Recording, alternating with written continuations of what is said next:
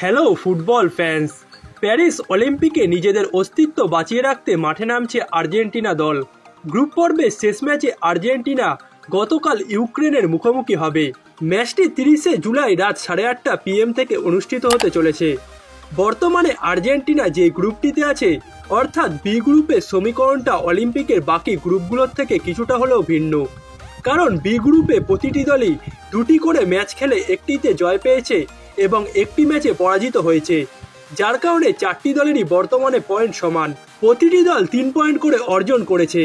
তবে আর্জেন্টিনা গোল ব্যবধানে এগিয়ে থাকার কারণে বর্তমানে পয়েন্ট টেবিলে সবার উপরে আছে।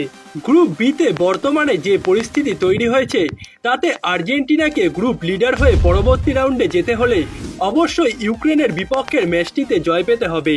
কিন্তু যদি আর্জেন্টিনা ইউক্রেনের বিপক্ষে পরাজিত হয়, তবে তাদের অলিম্পিকের যাত্রাটা এখানেই শেষ হবে। আর আর্জেন্টিনা ও ইউক্রেন যদি ম্যাচটি ড্র করে, তাহলে গ্রুপের অন্য ম্যাচে মরক্কো ও ইরাকের মধ্যেকার লড়াইয়ের ফলাফলের দিকে তাকিয়ে থাকতে হবে তাদের। যদি মরক্কো ও ইরাকের মধ্যেকার ম্যাচটিতে কোনো দল জয় পায়, তবে আর্জেন্টিনা ও ইউক্রেনের মধ্যে যেই দল গোল ডিস্টেন্সে এগিয়ে থাকবে, তারা গ্রুপ বি থেকে রানার্স আপ দল হিসেবে পরবর্তী রাউন্ডে যাবে। সেক্ষেত্রে রানার্স আপ দলটিকে কোয়ার্টার ফাইনালে অন্য গ্রুপে চ্যাম্পিয়ন দলের বিপক্ষে খেলতে হবে। কিন্তু আর্জেন্টিনা ও ইউক্রেনের মধ্যেকার ম্যাচের মতো যদি মরক্কো ও ইরাকের মধ্যেকার ম্যাচটিও ড্র হয়, সেক্ষেত্রে গ্রুপের প্রতিটি দল 3টি ম্যাচ খেলে 4 পয়েন্ট করে অর্জন করবে এবং শেষ পর্যন্ত 4টি দলের মধ্যে যে 2টি দল গোল ব্যবধানে এগিয়ে থাকবে, তারাই পরবর্তী রাউন্ড নিশ্চিত করবে। যদিও এত সব জটিল সমীকরণ তখনই আসবে যখন আর্জেন্টিনা ইউক্রেনের বিপক্ষে ড্র করবে। কিন্তু আজকের ম্যাচটিতে হাভিয়ের মাসচেরানোর দল অবশ্যই জয়ের জন্য মাঠে নামবে।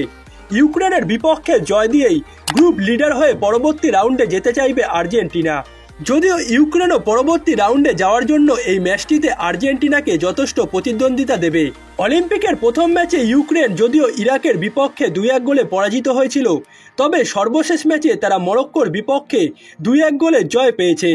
যে মরক্কোর বিপক্ষে আর্জেন্টিনা অলিম্পিকের প্রথম ম্যাচে 2-1 গোলে পরাজিত হয়েছিল, যার কারণে ইউক্রেনও এই ম্যাচটিতে খুব সহজে আর্জেন্টিনাকে জয় পেতে দেবে না। কিন্তু আর্জেন্টিনা তাদের সর্বশেষ ম্যাচে ইরাককে 3-1 গোলে হারিয়েছে। তার চেয়েও বড় বিষয় হচ্ছে, গেল ম্যাচে আর্জেন্টিনা নিজেদের সেরাটা দিয়ে খেলেছে।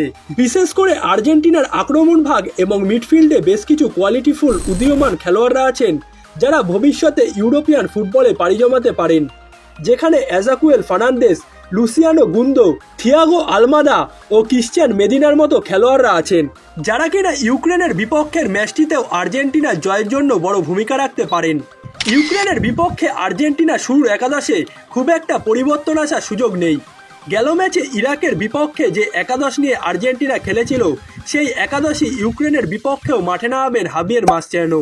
তবে আমার মনে হয় আর্জেন্টিনার অলিম্পিক দলের আক্রমণ ভাগের তুলনায় ডিফেন্সটাকে আরও স্ট্রং করার প্রয়োজন আছে।